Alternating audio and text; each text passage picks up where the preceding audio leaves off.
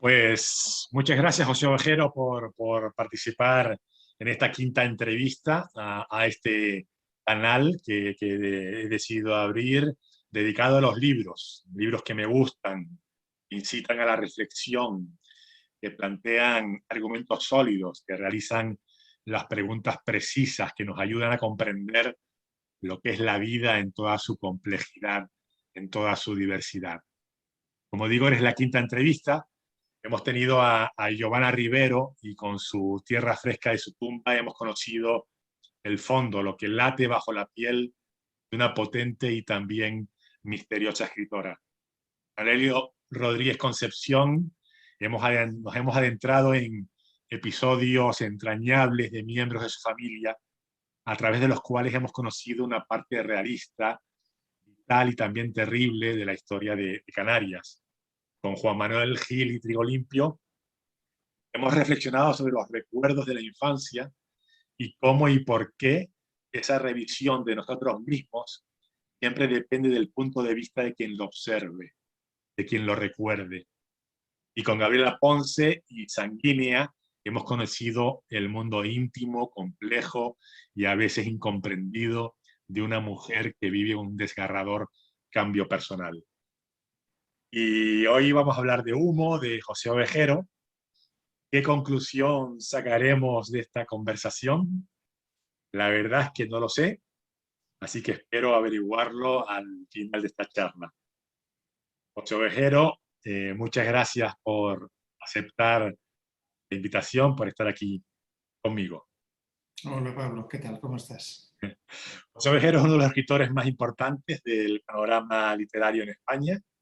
Escrito poesía, literatura de viajes, teatro, cuento, novela, ensayo, y prácticamente en todos ellos has conseguido grandes premios, ¿no? Por citar algunos: Primavera de Novela, Anagrama de Ensayo, Alfaguara de Novela, que, bueno, que son los principales premios o de los principales premios del panorama literario español.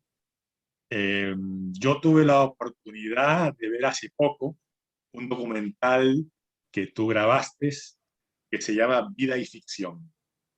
Eso es. Y he decidido robarte tus palabras para realizarte la primera pregunta. ¿Por qué? Leo palabras tuyas, no mías. ¿Por qué escribimos todavía? ¿Qué es lo que nos mueve? Vivimos en un mundo en el que la literatura cuenta cada vez menos y, sin embargo, a muchos nos costaría concebir la vida sin la escritura, porque a través de esta escarbamos en las cuestiones que nos obsesionan.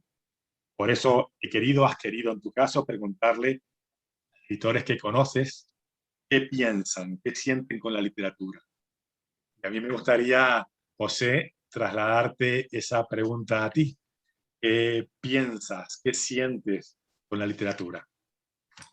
Muy bien, pues empezamos por ahí, Pablo. Gracias por invitarme a tu canal.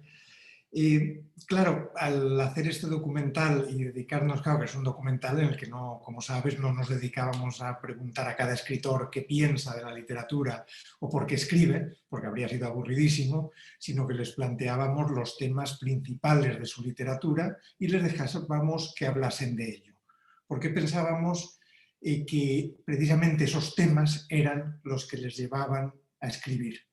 Claro, si yo me hago la misma pregunta que no me la hacía en el documental, porque yo no salía más que como voz en off, me doy cuenta de que yo escribo desde niño, he escrito toda mi vida, he escrito muchísimos años durante los que ninguna editorial tenía el menor interés en mi obra. No soy un escritor que llega jovencito y tal, sino que hasta los 35 años, creo, no publiqué ni un verso, ni un cuento, absolutamente nada, y sin embargo yo seguía escribiendo, porque efectivamente era importante para mí. ¿Por qué?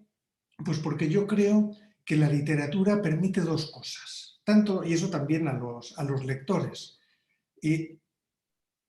expresar cosas que ni siquiera sabes que están ahí, expresar lo que no puedes expresar, eso de entrada, y segundo, acercarte a zonas de la realidad a las que no accedes normalmente, en tu vida cotidiana.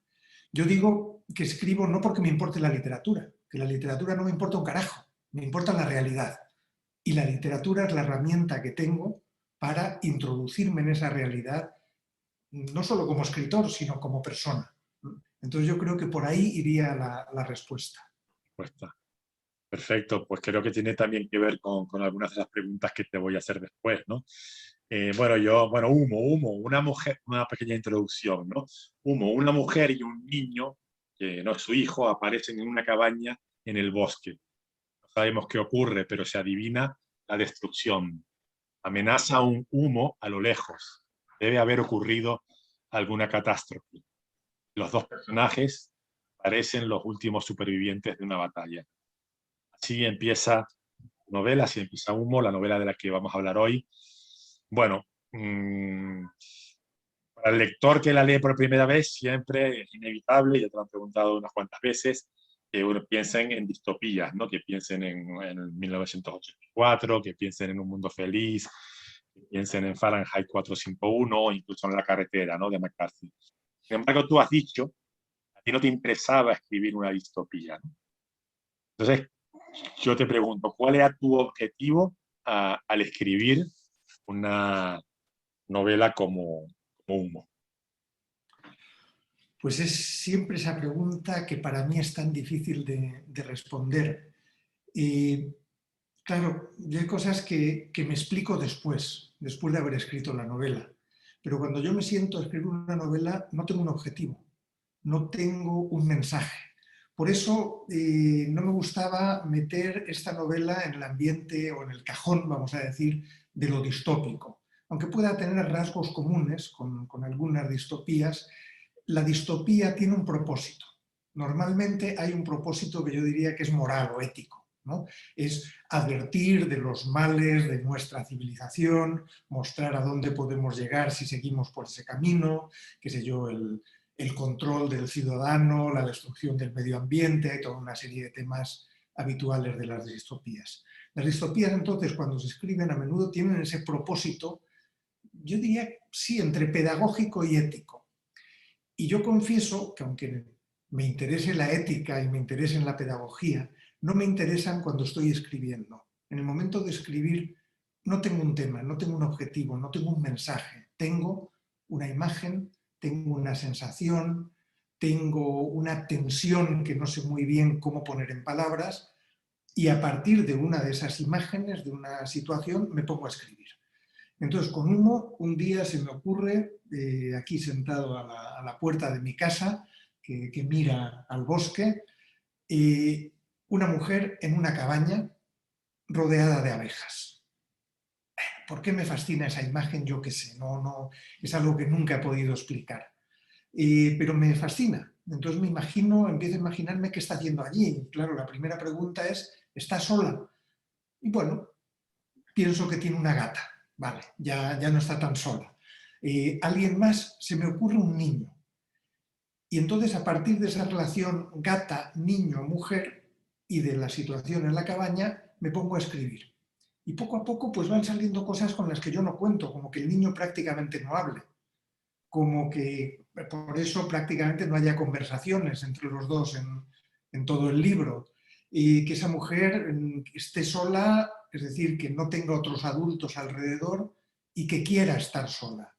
Poco a poco la voy perfilando, me voy dando cuenta de que me gusta que sea una mujer que se escapa un poco a los tópicos, no quiere que la protejan, no quiere sentirse responsable del niño, y es absolutamente o casi absolutamente autónoma y sigo escribiendo. Entonces, cuando tengo la voz narrativa, que de eso hablé cuando estuve allí, ¿verdad? En Tenerife, cuando tengo la voz, ya tengo la impresión de que tengo la novela encarrilada.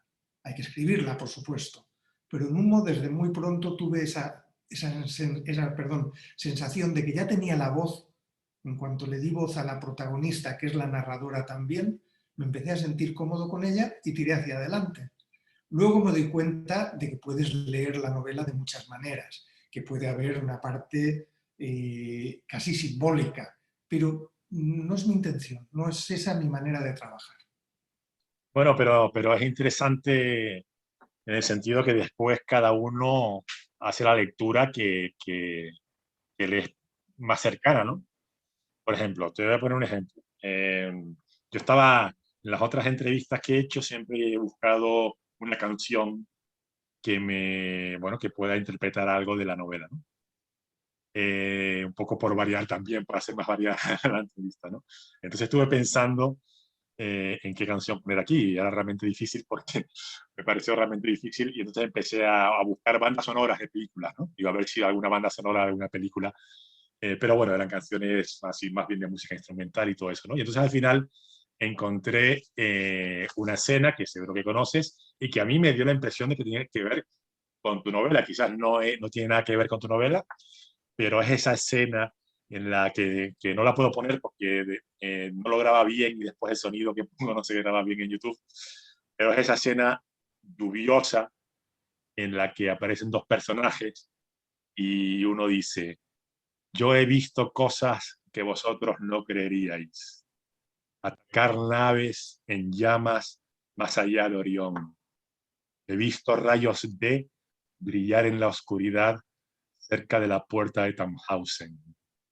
Todos esos momentos se perderán en el tiempo como lágrimas en la lluvia. Es hora de morir, que es la escena final de Blade Runner, ¿no? Quizás esto no tenía ninguna intención, pero yo cuando leo tu novela y leo y la comparo con ese mundo utópico o distópico, ¿no? Perdón, un utópico no distópico, digo, pues mira, quizás aquí hay una novela también de supervivencia, de destrucción, y yo quería preguntarte si en ese mundo que tú has creado, pues caben cosas como la moral, como el humanismo, como la hospitalidad. ¿Crees que eso cabe dentro de ese mundo que tú has dibujado en Humo? Bueno, la escena que mencionas, la famosa escena de es hora de morir, como bueno, todo eso que desaparecerá como lágrimas en la lluvia, yo creo que recoge en cierto sentido parte de la atmósfera de Humo por dos motivos. Está esa parte oscura, ese enfrentamiento que yo creo que hay en Humo a la posibilidad de la muerte, más bien casi a la certeza, pero bueno, uno intenta retrasarla. Entonces es una novela, como bien has dicho, de supervivencia, en la que hay esa sensación continua de inminencia, de que algo podría suceder, de que podría llegar una catástrofe. Y sin embargo, lo que hace el replicante que va a morir no es hablar del miedo a la muerte, sino hablar de lo que ha visto, de cosas portentosas, de maravillas, ¿no? Y la protagonista de Humo, en esa lucha por la supervivencia, una y otra vez se detiene a contemplar la belleza del mundo. E incluso hace una especie de lista de las cosas que a ella le emocionan. O se detiene a disfrutar ese momento de ternura que surge de pronto en medio de toda esa dureza con el niño. Entonces, me gusta que hayas elegido esa escena porque yo creo que tiene esas dos partes de Humo, la oscuridad, la amenaza, pero al mismo tiempo una celebración de la belleza. Ahora bien, ¿qué cabe en ese espacio en Humo? ¿Cabe la moral? ¿Cabe la hospitalidad? Yo creo que en una situación de supervivencia en la que, como esta en la que está la mujer, la moral tiene un espacio mucho más reducido y la hospitalidad también. No quiere decir que no exista. De hecho, la mujer ha cogido a ese niño que no es suyo. Eso hay que aclararlo, no es su hijo, pero está allí y lo alimenta. Un poco a veces contra su propio instinto de supervivencia, contra su propio deseo de independencia, de autonomía, de tomar sus propias decisiones, de no tener en cuenta los deseos de los demás, pero no es posible. La ternura surge, los afectos surgen, aunque ella intente negarse a los afectos, también con ese hombre que llega de vez en cuando, y no es posible completamente eliminarlos o perdemos todo eso que llamaríamos humano, ¿no? Lo que pasa es que es verdad que no hay tanto espacio como para la moral, también porque hay muy poco espacio para todas esas instituciones que hemos ido creando en, bueno, que es lo que se llama civilización, ¿no? Formas de convivencia que nos permitan una relación de confianza con los demás, con el sistema en el que vivimos, con la justicia de ese sistema. Ahí donde está esta mujer no hay justicia, no hay sistema, no hay instituciones. Todo tiene que irlo creando ella. Entonces, Y hay respeto de el hombre, que el hombre sea capaz de respetar a la mujer en esa posición de fuerza. Bueno, bueno, existe, hay, yo diría, sin querer avanzar mucho, en la novela aparecen dos hombres, y con uno evidentemente es una relación puramente de fuerza y de supervivencia, de enfrentamiento, de no dejarse controlar, de no dejarse someter, de no dejar que ese hombre cree sus propias instituciones que a ella la atan, ¿no? Y con el otro, sin embargo, hay una relación de intercambio. El otro hombre, yo creo que queda claro en la novela, querría más, pero ella no. Ella, como dice, si abres la puerta, inmediatamente se te instalan y ya no controlas tu espacio. No sabemos qué experiencia ha tenido esta mujer, porque no se cuenta su historia, pero sabemos que ella está deseosa de proteger ese espacio que es suyo, ¿no? Esa posibilidad, como dice, de que no te muevan la silla de sitio, de ser tú quien pone la silla donde le toque, incluso aunque no tenga muebles casi, como es su caso. Entonces es una relación tensa en ese sentido de que él quisiera algo más de lo que ella quiere, pero es un hombre que respeta esa decisión. Entonces aparece de vez en cuando por allí, tienen relaciones, le deja unas provisiones y se va. Y bueno, pues es una institución como cualquier otra que a ella le conviene. sí, eso tiene una de las preguntas que había planteado, bueno, quizás la hayas respondido ya, ¿no? Eh, Creo que también es un tema que tú has reflexionado mucho a nivel personal y es el conflicto, o si no el conflicto, el balance entre libertad y compromiso, ¿no? Entonces yo quería preguntar, pero bueno, pero quizás ya has respondido, ¿hay una dicotomía? ¿Cómo lo enfrentas? ¿Tu manera de verlo a nivel personal es la que trasladas a la novela?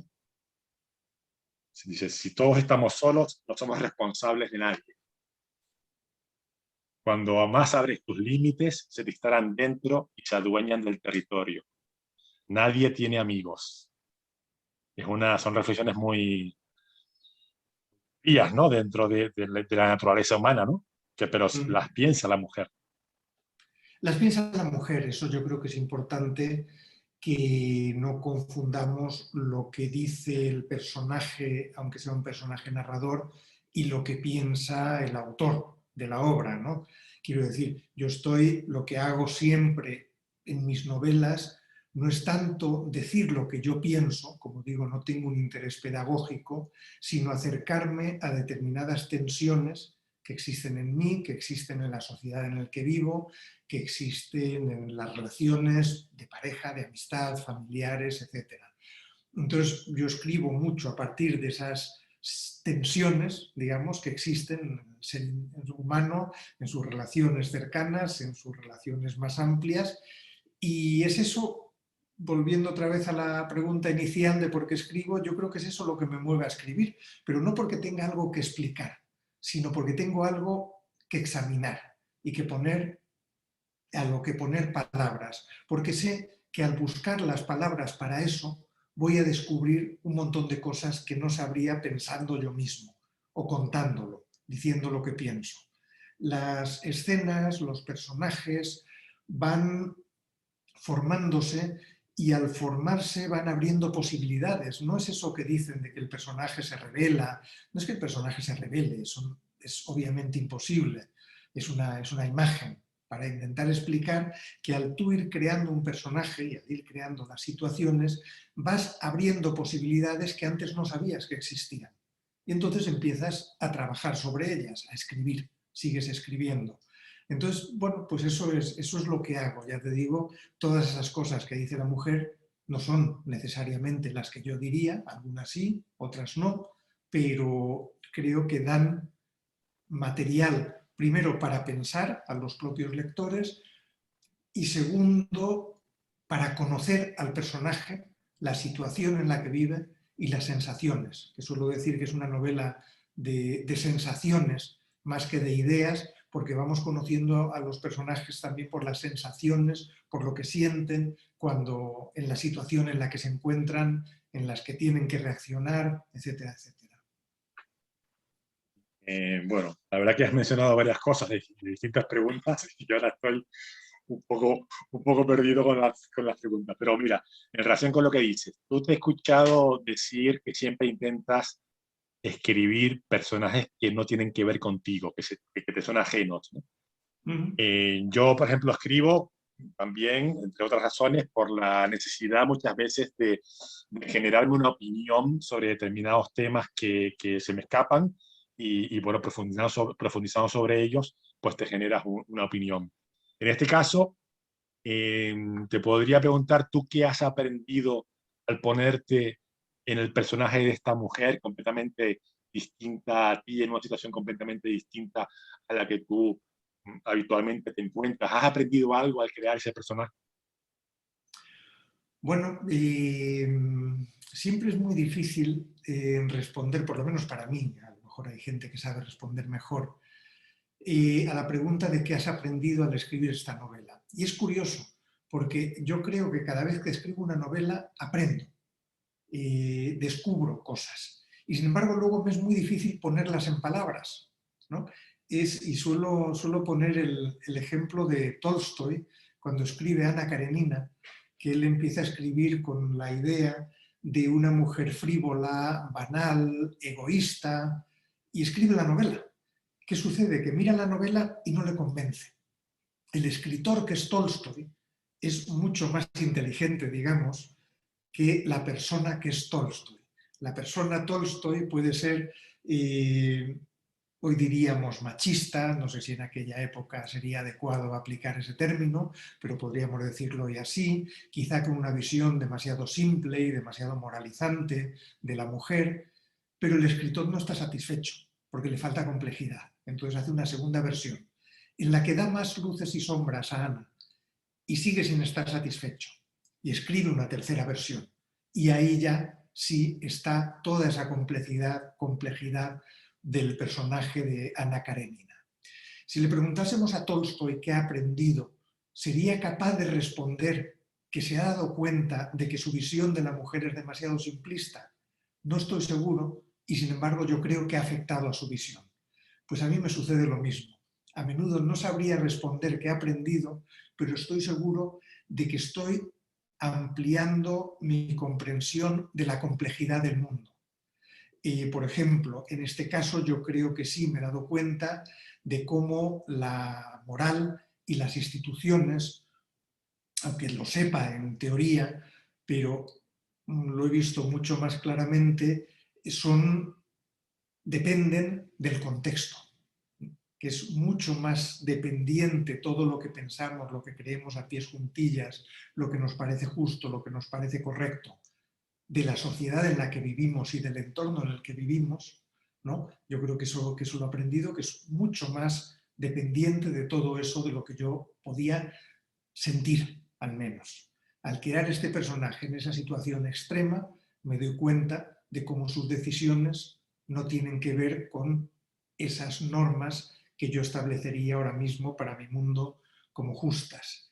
También al crear un personaje que es una mujer, es decir, no soy yo por sexo, y me obliga a adentrarme en ese personaje, en una mujer, en comprenderlo mejor, pero al mismo tiempo comprender mejor cuáles son mis automatismos y cuáles son mis tópicos. Porque a lo mejor, y eso me lo han dicho más de una vez, claro, pero las mujeres son más protectoras.